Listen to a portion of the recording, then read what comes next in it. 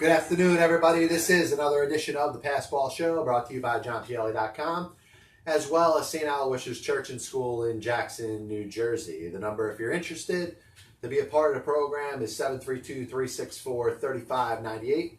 That's 732-364-3598. Half of the 2018 World Series is squared away. As we know, the Boston Red Sox are getting there. And congratulations for them winning the pennant again, a chance to win their fourth World Series in the last 15 years, which if you talked about the more dominant teams in Major League Baseball, it's a little hard to see because so many of them have done it in little spurts here and there. And of course, you talk about the San Francisco Giants who won World Series in 2010, 2012, and 2014, but you really look at the Red Sox and maybe the Cardinals, who kind of go back to getting to the World Series in 2004, winning in 2006 and 2011. And you talk about those teams are probably the most dominant. Now, obviously the Dodgers are, have a chance to get to their second straight World Series. It's not going to mean very much to them if they don't win. And I've said all along that you'd have to play, some really hard odds if you're looking to bet on the Dodgers, because I think you can end up winning a lot of money by betting on the Dodgers. Or if it turns out to be the Milwaukee Brewers, the Boston Red Sox are going to be very much favored to win the World Series this year. So we'll see how it ends up turning out. A couple of different things and topics I'm going to get into today. Eventually, we'll talk a little bit about Floyd Mayweather.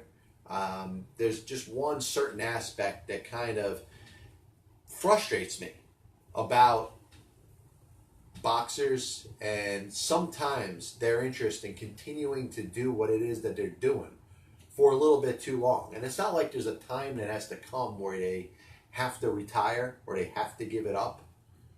But it's almost like you can't talk about a professional boxer unless they've fought one too many fights. But we'll talk about that in a little bit. But, Clayton Kershaw the other day goes out there, throws a great performance against the Milwaukee Brewers. And obviously the one thing that has stuck out is the fact that he has struggled in the postseason. One of the best pitchers that we've ever seen, this generation's equivalent to that of a Sandy Koufax, is right before our eyes. But he's certainly not Koufax when it comes to the postseason, and you see it year in and year out.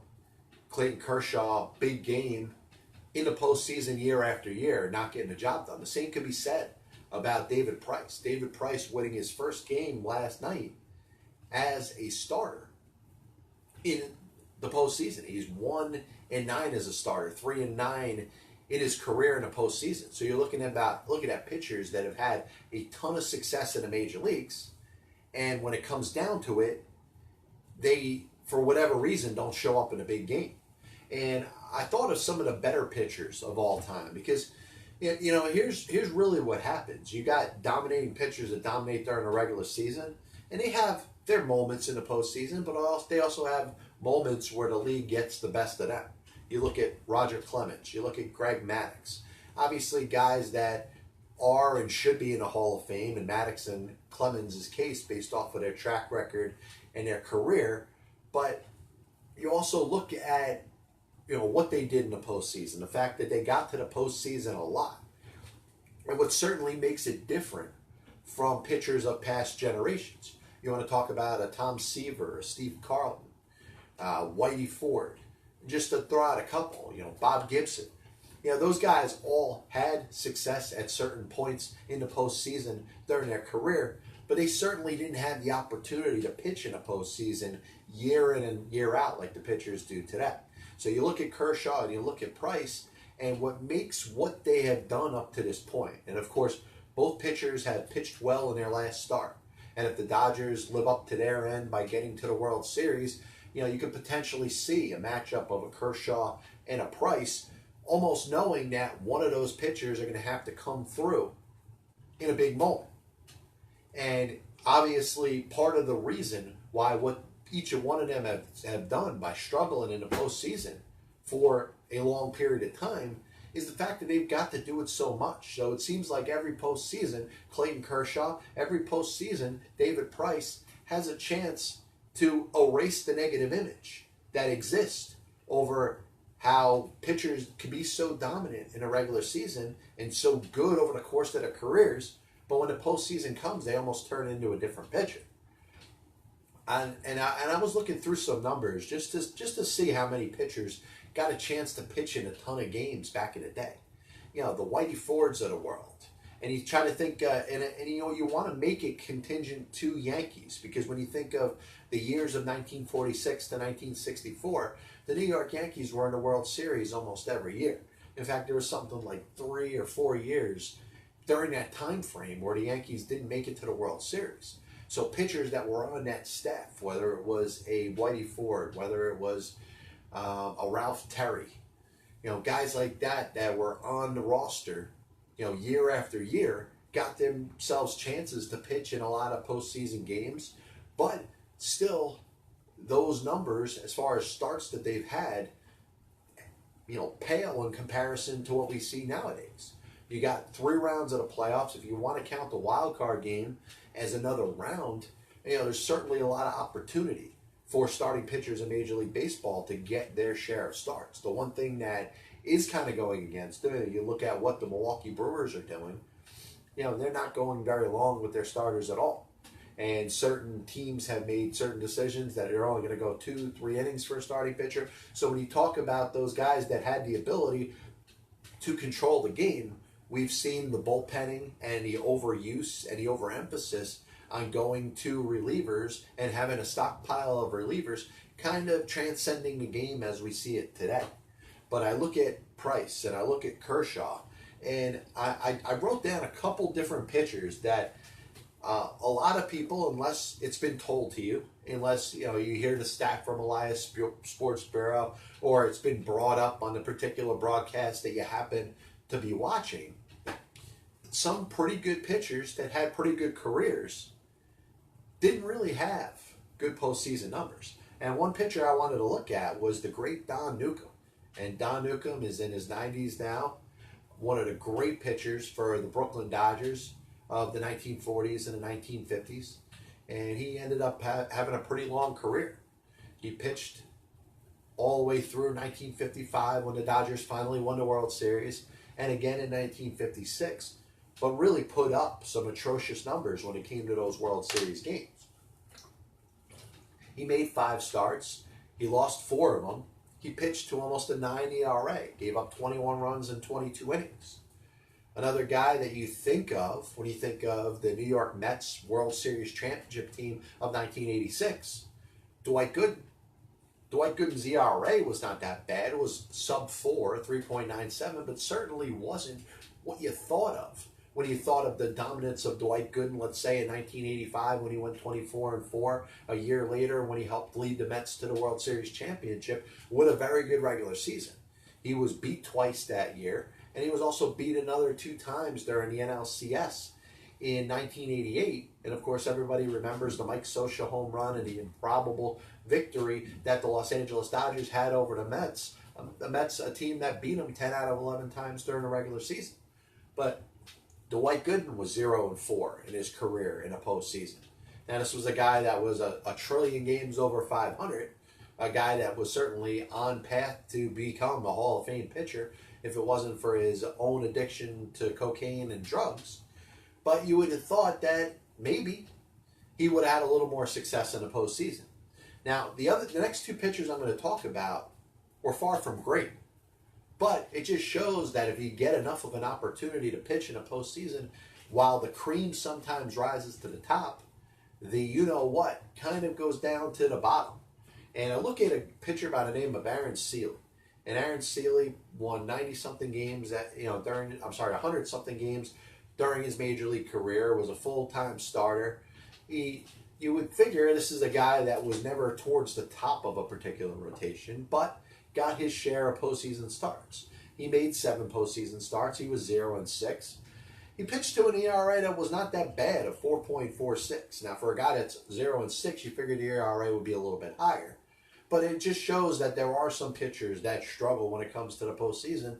And sometimes you just get the opinion or the feeling that Clayton Kershaw and David Price are the only pitchers in Major League Baseball history that have had a hard time in the postseason.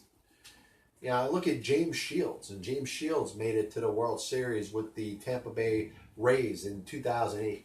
He's pitched several times in the postseason since. And he has got a 3-6 record with a 5.46 ERA in 11 starts.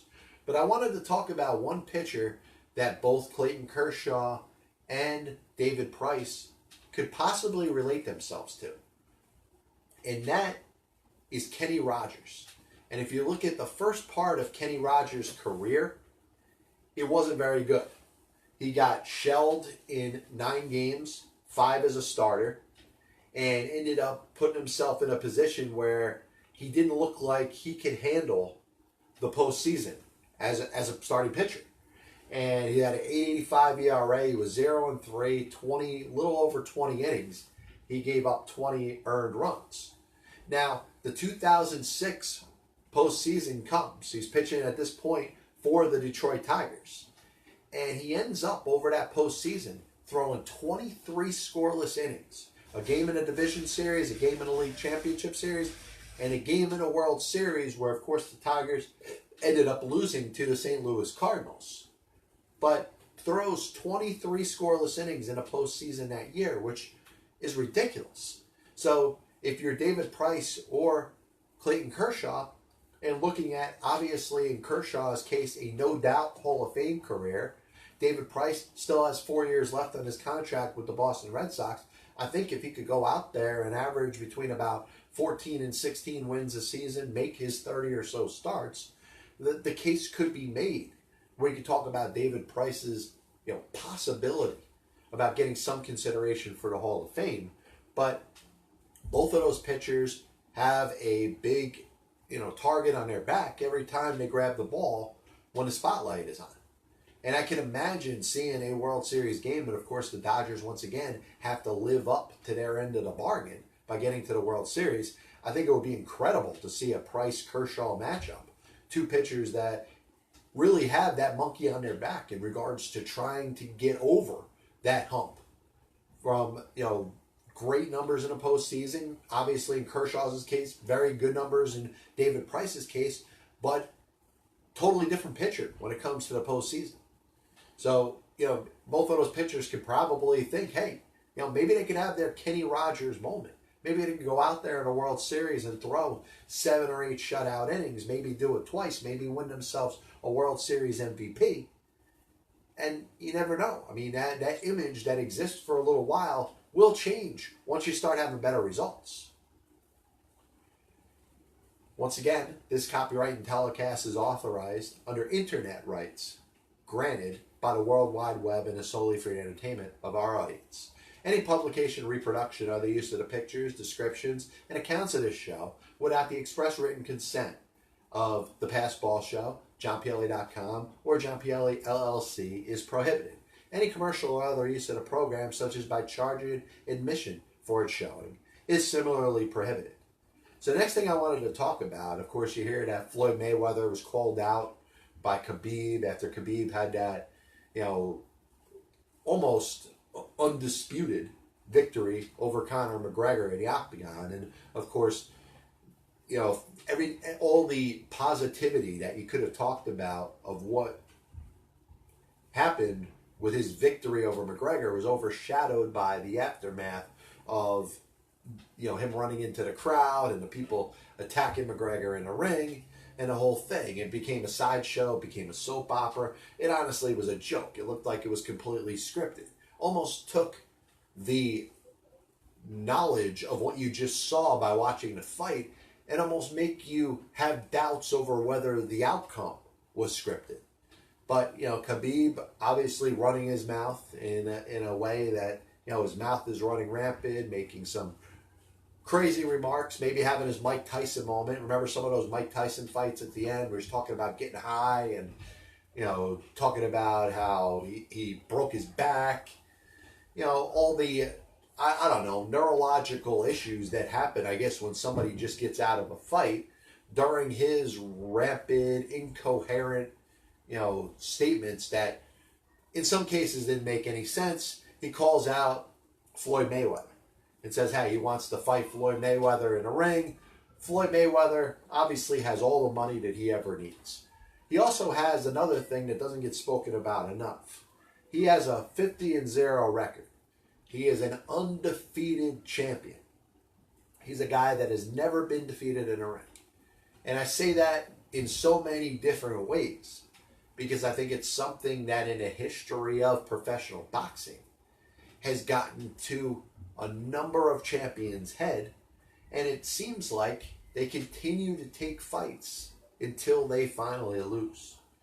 Now, of course, Rocky Marciano, who ended up going 49-0 before he ended up retiring, is the only undefeated boxing champion in the history of the sport. Many have won way more than 49 matches or 50 fights and have had an undefeated record for longer periods of time, but what they all have in common, they all lost at some point. Floyd Mayweather doesn't have any issue when it comes to worrying about his next meal or worrying about his kids' money or his kids' money. He's got enough money where he could take care of generation upon generations upon generations of Mayweathers. And he could take care of them very well. He could take care of small cities. He could take all of his money, and I'm sure there's a ton of stuff that he could do with it. He's one of the more accomplished and richest athletes that exist in this entire country. So when it comes down to it, Floyd Mayweather needing another paycheck. Now he feels if he decides to have this fight against Khabib, that he can generate himself up between 100 and 200 million. It's a possibility. I wouldn't rule it that way. So the amount of money that Floyd Mayweather is talking about, this potential fight generating for 8th round, pretty much what he did to Conor McGregor. So from that standpoint, I kind of get it if he wants to generate more money. But alpha male thing, I don't know if it's one of those things that exists with every boxer that most men can relate to.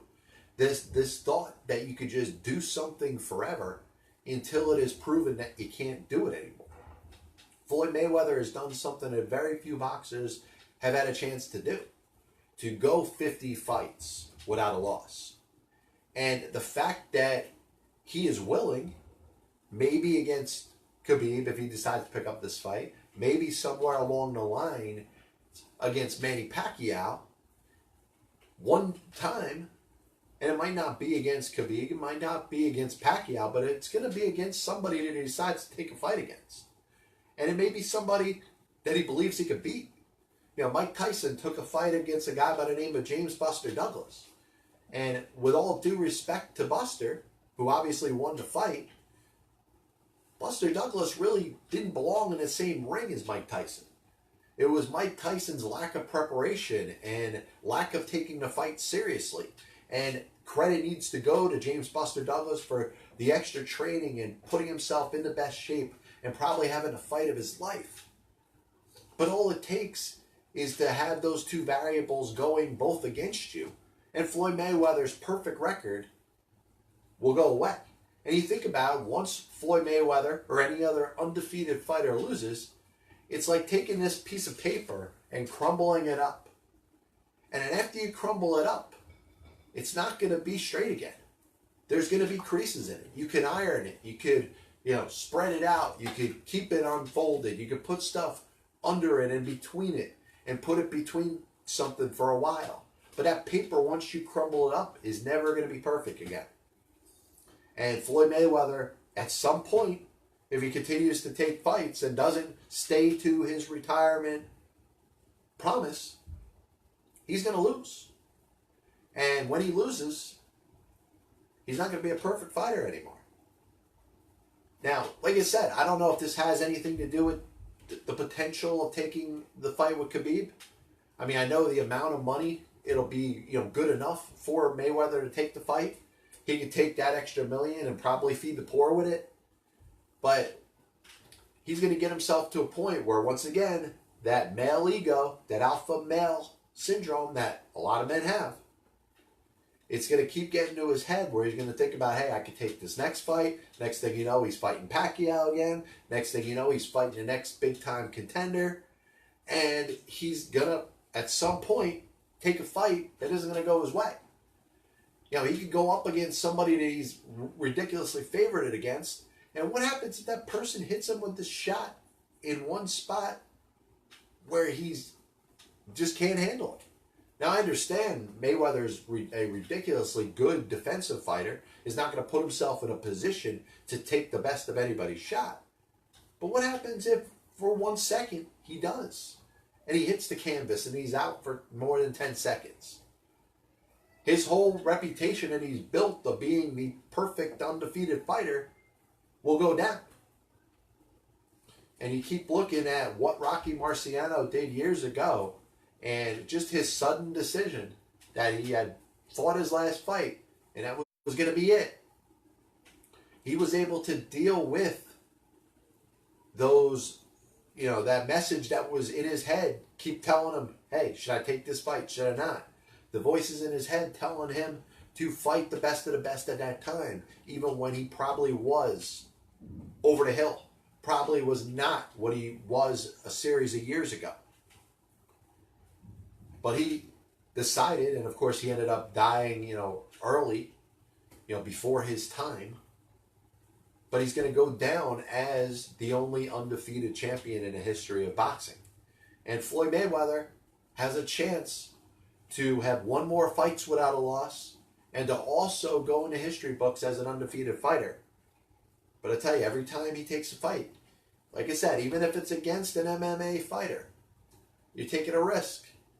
They can have that first loss. And that first loss might as well be 10 losses.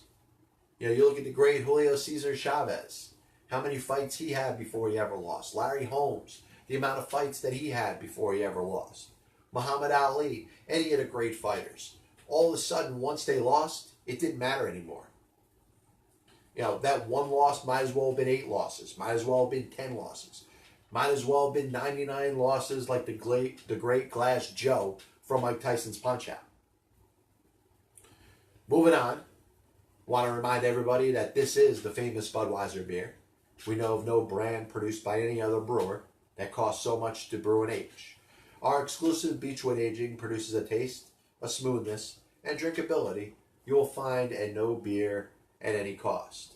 So I was following the story that came out the other day that the NBA is looking to try to solve this issue that exists with players that go to college for 1 year. And the unfortunate thing about that is they go to college for 1 year and their expectations are is they're going to go right into the NBA and they probably don't even need college. And the rules that are set up as they exist, and they force every player, whether it's a high school basketball player, whether it's just a really talented athlete that can play basketball, to go to college for 1 year. Now there's positive things in that. I think you're, encouraging people to get an education. But what does that mean for those that just are not scholars or just may not have the intention of wanting to, get a further education after high school? Some people may struggle for all types of different reasons. Sometimes people are just not smart enough. Other times people have different things that go on in their lives which keep them from putting in the time that they need to study to make their grades. There's people that grow up poor that just can't wait to get to a moment where they can start working and earning an income to take care of their families. So you understand that in many cases, these highly recruited college athletes, and in this case we're talking about basketball players, will get that full scholarship, won't have to pay any money to go to college. And somebody could say, hey, they're getting a free education. Well, what if in some cases they're not ready for it? What if just from an expectation standpoint, they haven't spent enough time learning the things they need to learn to be able to have success in a college environment? to be able to take college classes. Now, the NBA is looking to do something with the G League to allow high school players that do not want to go to college, or some athletes that are highly recruited that just aren't going to go to college just because the NBA says you got to go to college for 1 year. You can't go into the NBA as an 18-year-old.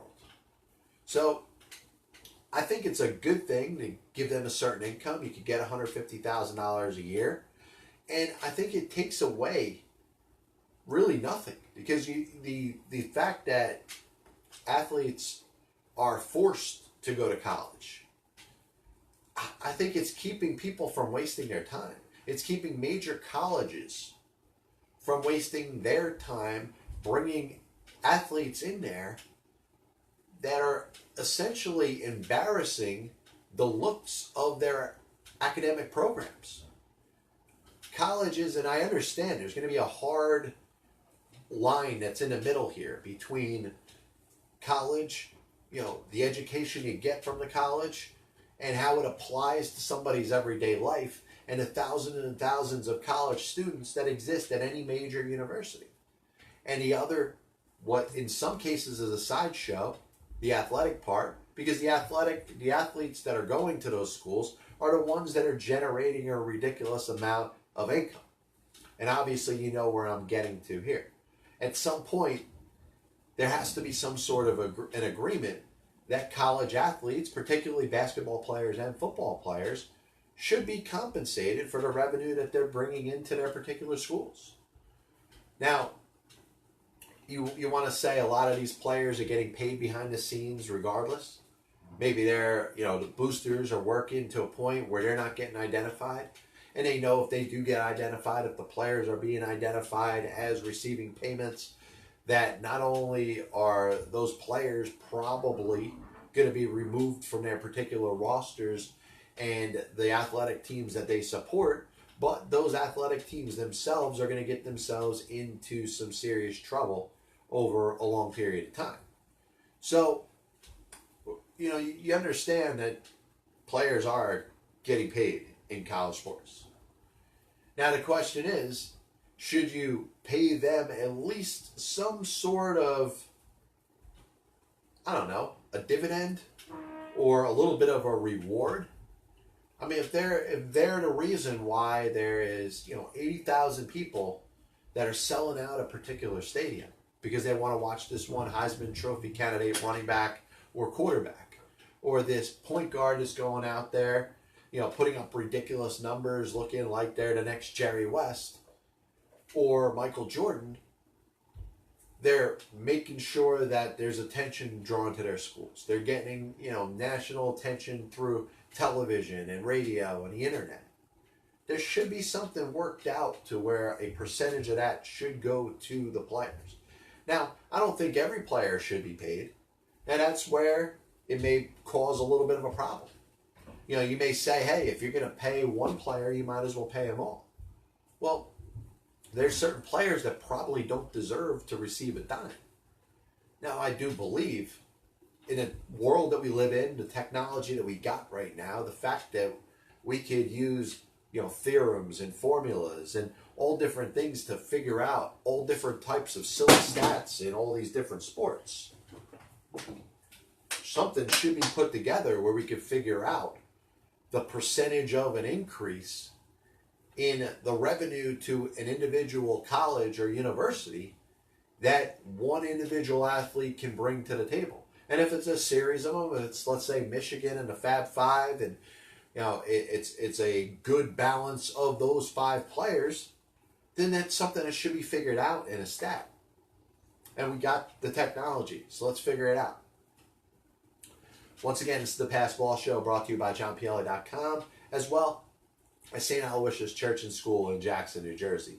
So the last thing we're going to do today is our NFL picks, and if you got a chance to look, I shared it on social media earlier, updated my website, I put my picks up, and announced this week that I'm going to go with all dogs with my picks this week.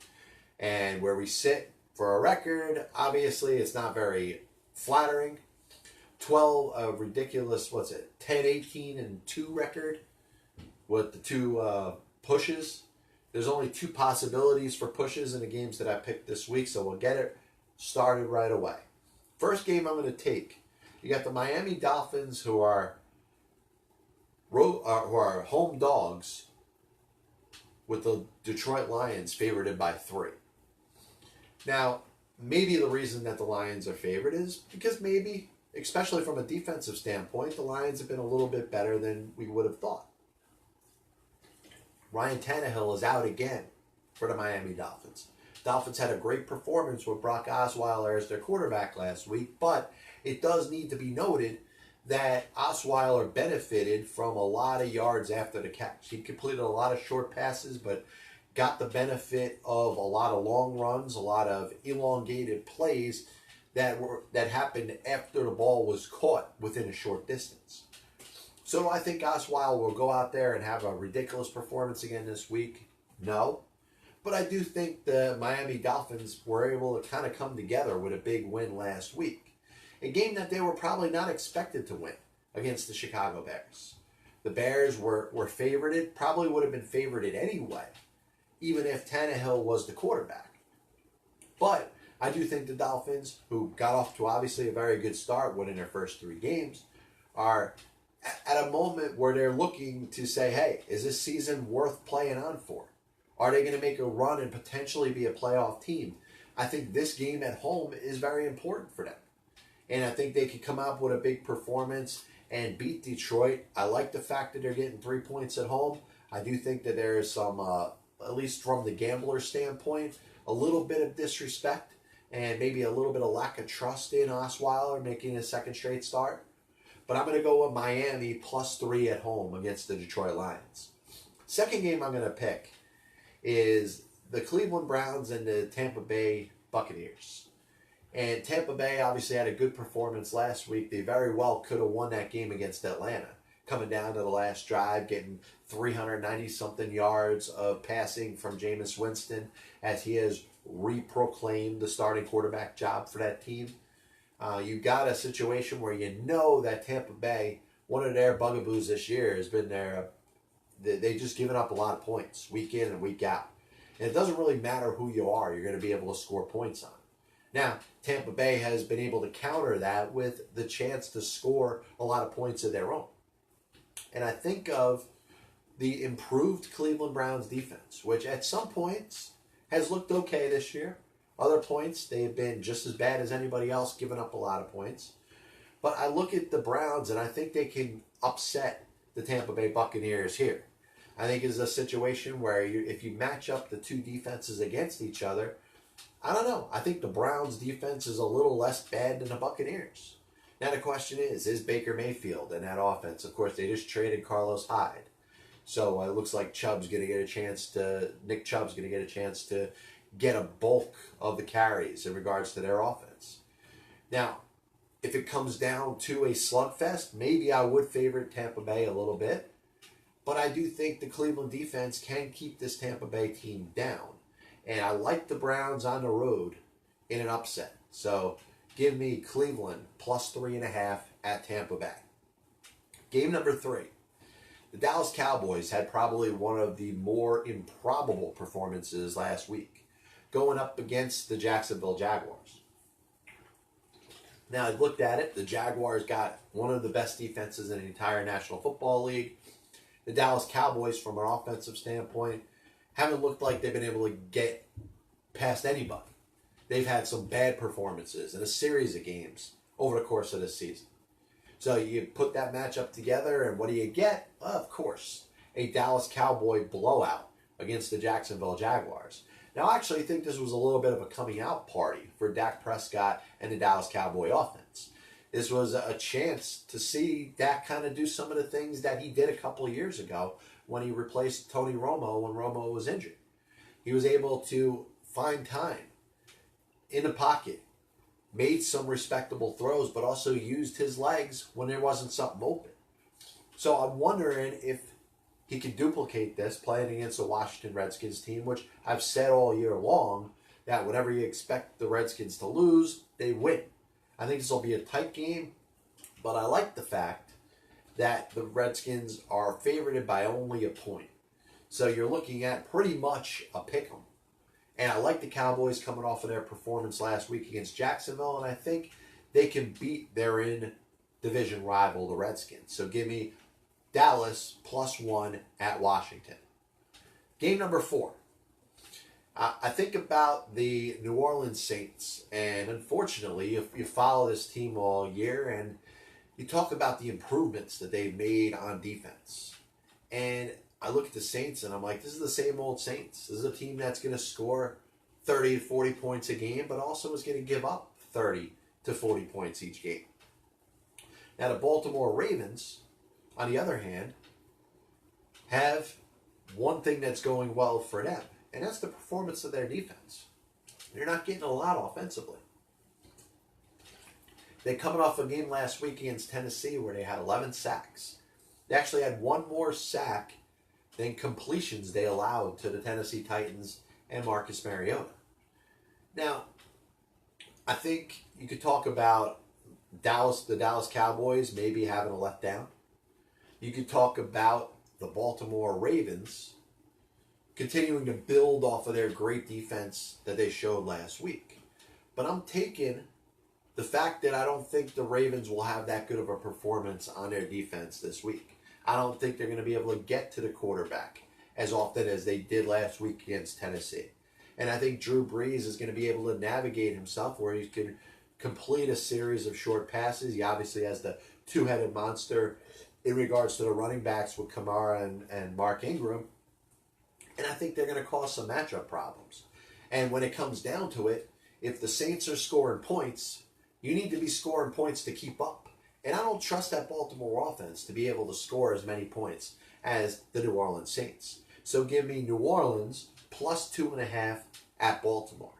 So the last game I'm going to pick is a very interesting game because you have a team that has been great for a series of years, and everybody knows who they are in the New England Patriots, and an up-and-coming young team in Chicago, which is known for having the best defensive player in the entire sport right now, in Khalil Mack. And my thought process with this is the fact that the Chicago Bears are playing this game at home, and I think the Bears will devise enough of a scheme to be able to get Khalil Mack and some of the other Bears linemen and into the backfield and cause some havoc for Tom Brady. And because of that, I like the Bears winning this game at home. The Bears are getting 2.5 points at home, and I think if they can have a good defensive effort and put themselves in a position where this game is close, I think they can win this game by 3 points or so. They may not blow out the New England Patriots. I certainly don't think that they're the better team. I think the Patriots are going to the playoffs this year, obviously, and the Bears may have a hard time getting there. They may need to go on a certain run if they want to get one of those last couple seeds and wild card spots in the National Football Conference. So I like the Bears at an upset at home, given 2.5 against New England. So picks are up on johnpielli.com. You got Miami +3 at home against Detroit, Cleveland +3.5 at Tampa Bay, Dallas +1 at Washington, New Orleans +2.5 at Baltimore, and Chicago +2.5 at home against New England. A little bit of recap of the show today. Talked about some of the pitchers that have had the worst struggles in postseason history. And in regards to David Price and Clayton Kershaw, they may want to look at the 2006 postseason of Kenny Rogers, a guy who up to that point did nothing but get shelled in postseason performances with the Yankees and the Mets. But in 2006, he had his moment and threw 23 scoreless innings in the postseason. So maybe Kershaw and Price could think about that. And obviously the thought, of Price and Kershaw matching up in one of the games in the World Series against each other, I think is something worth watching. Now, Floyd Mayweather, is he going to take this fight against Khabib or not? Eventually, he might take a fight against Manny Pacquiao, but I'm telling you, the more that he can't keep himself from getting in the ring is going to lead himself to his first loss. And if Floyd, one of the, I think the most special things that Floyd Mayweather has going for him is the fact that he is undefeated. And he is the longest serving undefeated champion in the history of professional boxing with his 50 wins. The more fights he takes, no matter how much of a sure thing he may believe it is, he's down to get that loss. And once he loses, he might as well have lost 10 fights. You got the situation with college athletes. Should they get paid? Should they not get paid? The NBA is going to set something up with their G League and potentially give college athletes a chance, or high school athletes a chance, if they don't want to go to college, to play for a year in a G League. Now, the one thing that I didn't mention before, and I think is a very valuable point, is the fact that, let's say there's the next Kevin Garnett. Let's say there's the next LeBron James. How does the NBA and its G League affiliate determine what team should get said player? If you want to say these players regardless got to play in the G League or got to play a year in college before they're eligible for the NBA, who gets the preference for their particular G League team to have a certain player? Is there any sort of draft involved? These are all things that got to get ironed out before this thing could be made serious. NFL picks, they're up on johnpielli.com. This is the Pass Ball Show, brought to you by johnpielli.com. Thank everybody for tuning in. Hope you have a good weekend. Enjoy the World Series. Enjoy the NFL this week. NHL is obviously off to a good start. You have about 5 or 6 teams with one loss right now. The NBA has started. So hope everybody has a good weekend. God bless you. And as always, I'll see you on the other side.